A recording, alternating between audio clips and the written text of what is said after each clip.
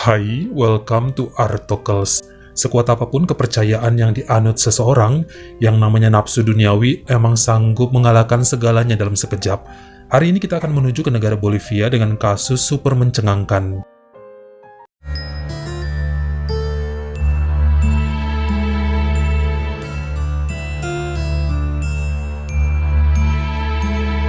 Sekarang kita menuju ke wilayah La Paz yang merupakan ibu kota negara Bolivia. Letaknya berada di ketinggian lebih dari 3.600 meter di atas permukaan laut, makanya dinobatkan sebagai ibu kota paling tinggi di dunia. Kita kenalan dengan seorang wanita kelahiran 91 bernama Monique Valderrama yang kehidupannya lumayan susah sejak kecil. Bahkan kemudian orang tuanya meninggal dan Monique menumpang hidup dengan kakaknya yang bernama Rosa yang merupakan seorang perawat. Dari Rosa dia banyak mendapat ilmu tentang mengurus orang sakit, menggunakan jarum suntik serta mengenal lebih jauh tentang obat-obatan. Bahkan kemudian menjadi karyawan cadangan pada salah satu apotik di pinggiran kota La Paz. Sayangnya di tahun 2015, sang kakak mengalami sebuah insiden dengan kekasihnya. Dia masuk rumah sakit akibat sering dipukulin sang cowok hingga mengembuskan nafas terakhir karena kekerasan yang dialami. Cowoknya ditahan. Monique pun hidup sendiri dan sempat yang menjadi babysitter di rumah seorang teman yang merupakan kenalan kakaknya dulu.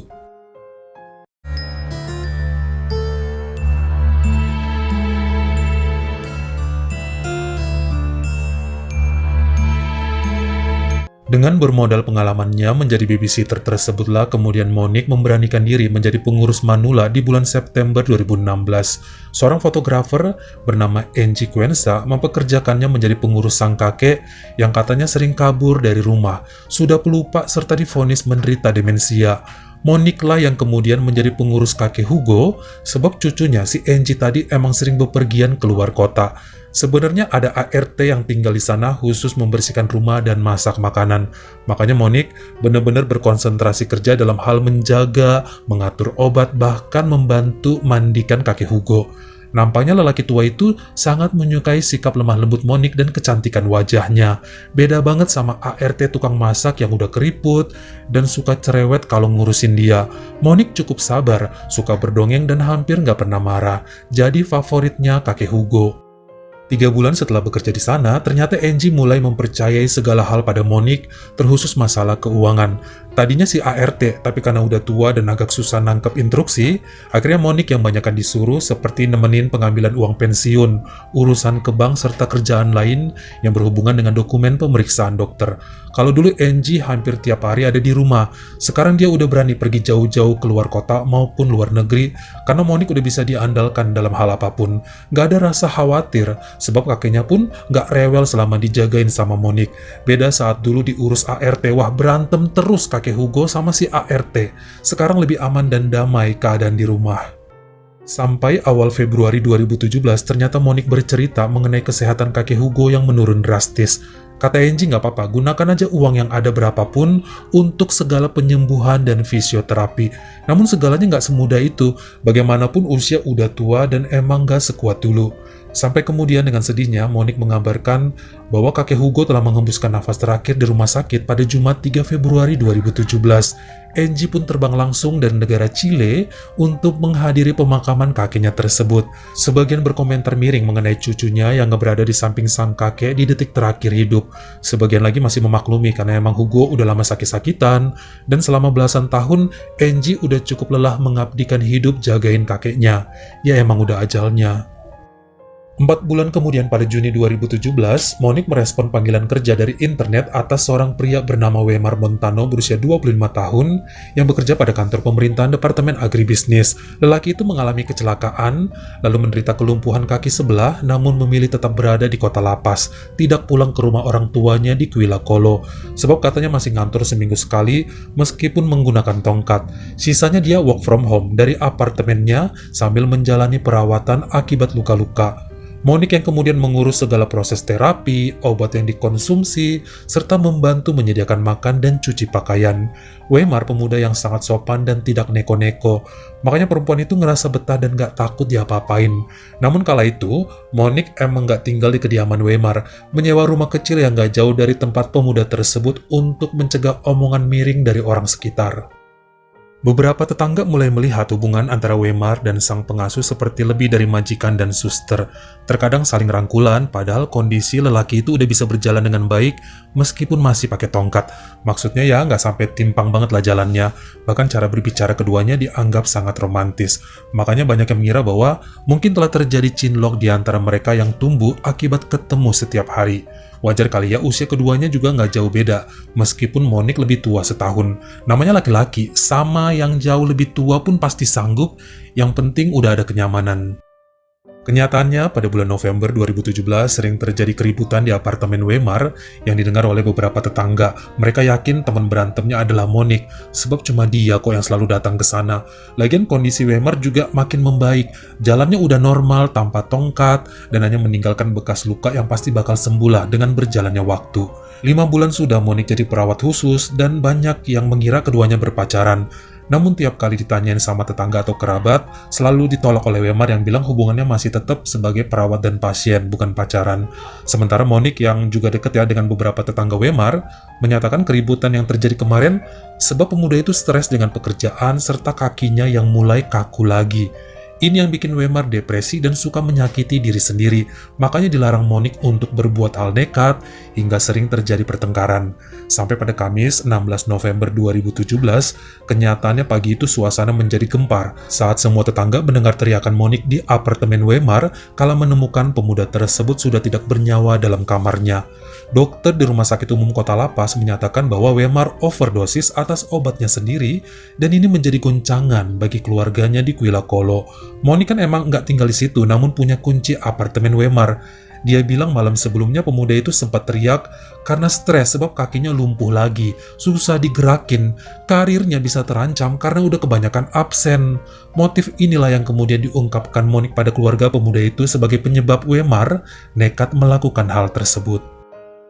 Awal tahun 2018, Monique mencoba untuk melamar kerja pada apotek kecil di sebuah klinik bernama El Buen Pastor dengan bermodalkan surat pengalaman kerja dari apotek di tahun 2015. Namun dia ditolak. Tapi salah seorang dokter yang bertugas pagi di sana bernama Hector Saldoval kemudian banyak bertanya tentang kemampuannya selain dalam bidang obat-obatan. Ceritalah dia mengenai pekerjaan sebelumnya yang merawat bayi, manula, serta orang yang dalam masa penyembuhan. Kebetulan sekali, Hector merupakan duda 2 anak yang selama ini berusaha nggak mencari pengasuh sejak kepergian istrinya ke Maha Kuasa. Dia jemput putra-putrinya dari sekolah dan kalau emang cukup sibuk, palingan nyuruh saudaranya yang ngawasin mereka. Hector berusia 47 tahun dan bertugas di 2 rumah sakit berbeda. Dia itu spesialis ortopedi serta traumatologi. Dia ngerasa kasihan ngeliat Monique dan mencoba ngasih pekerjaan. Disuruh untuk jadi pengasuh anaknya di rumah.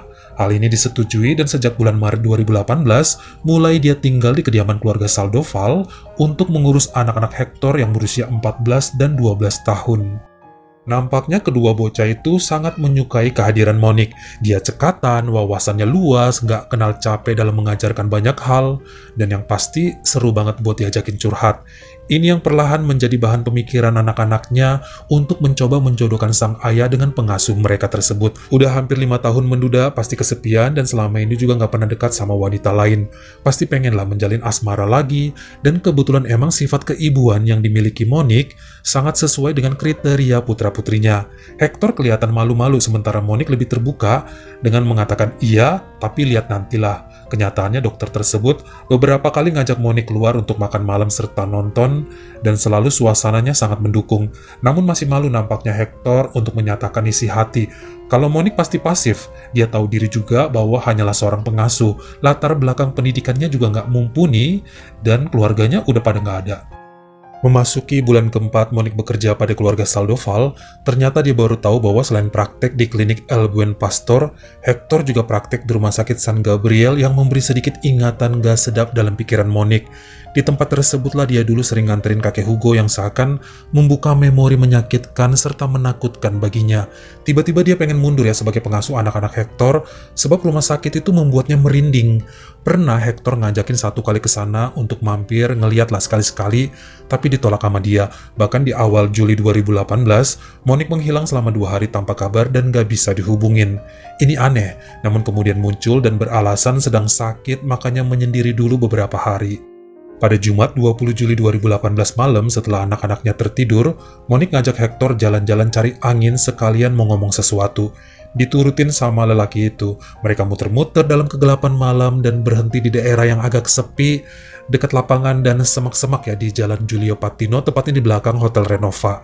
Disitulah Monique jujur bahwa dia suka sama Hector dan jika memang ada rasa juga sebaiknya mereka meresmikan hubungan. Kalau bisa menikah dan pindah keluar kota ke daerah Cochabamba, sebab itu adalah tempat yang menjadi impian Monique sejak kecil. Hector jujur, dia juga menyukai wanita tersebut namun gak bisa untuk keluar kota. Anak-anaknya sekolah di lapas, sulit untuk pindah dan dia juga terikat kontrak dengan rumah sakit di situ. Obrolan selanjutnya cukup bikin Monique ketakutan dikala Hector bilang bahwa dirinya pernah ya nunjukin foto Monique ke salah satu teman di rumah sakit San Gabriel, dokter juga, ngasih tahu bahwa Monique adalah gadis yang sedang didekatinya. Ternyata si dokter temennya tersebut ngaku mengenal Monique, makanya kalau nggak keberatan, ya Monique maulah mampir sekali-kali ke sana, ke rumah sakit San Gabriel, biar kawan-kawannya pada kenal. Wanita itu jawab, "Oke. Lain waktu pasti akan ke situ jika memang momennya sudah tepat." Hingga beberapa saat kemudian mereka ngobrol dalam mobil, tiba-tiba Monique mencaplok bibir Hector dan dalam beberapa menit mereka bermesraan. Mendadak wanita itu ngajak keluar mobil, lalu membawa dokter tersebut ke area yang agak sepi serta gelap ke arah semak-semak.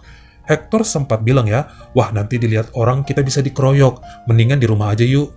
Namun Monique hanya tersenyum sambil memeluk dan keduanya terduduk di rumput basah dalam kelamnya malam. Sampai tiba-tiba perempuan itu ngambil batu tajam di antara rerumputan dan segera menghantamkan ke kepala Hector sebanyak 4 kali hingga keluar noda merah. Laki-laki itu kaget, namun masih bisa melawan serta mendorong tubuh Monique. Segera Monique lari sekuat tenaga mencoba menyalakan mobil Hector. Sayangnya pria itu tadi mencopot kuncinya hingga usaha Monique sia-sia. Dia kabur. Hector masih tersadar sambil memegangi kepalanya menuju mobil. Menyetir untuk ngejar Monique di jalanan yang sepi, berusaha untuk ngajak ngobrol karena nggak tahu kenapa Monique menyerangnya, apa yang membuatnya marah. Namun seketika Monique malah ngambil batu lagi, lalu melemparkan pada kaca depan saat mobil Hector mendekat. Lelaki itu hilaf sampai menabrak kendaraannya ke tubuh pengasuh tersebut. Monique gak bergerak dan segera diangkat, lalu dimasukin ke mobil serta dibawa ke rumah sakit San Gabriel. Dalam masa perawatan di sana, beberapa dokter mengenalinya dan segera menghubungi cucu dari Hugo Cuenca, yaitu Angie, yang selama ini udah mencari kemanapun dan ingin menuntut Monique, sebab dianggap sebagai orang yang bertanggung jawab atas kepergian sang kakek. 2 hari kemudian pada Minggu 22 Juli 2018, setelah keadaannya agak pulih, pihak kepolisian menangkap Monique Balderrama yang telah buron selama 1 tahun lebih atas hilangnya nyawa Hugo serta Weimar Montano.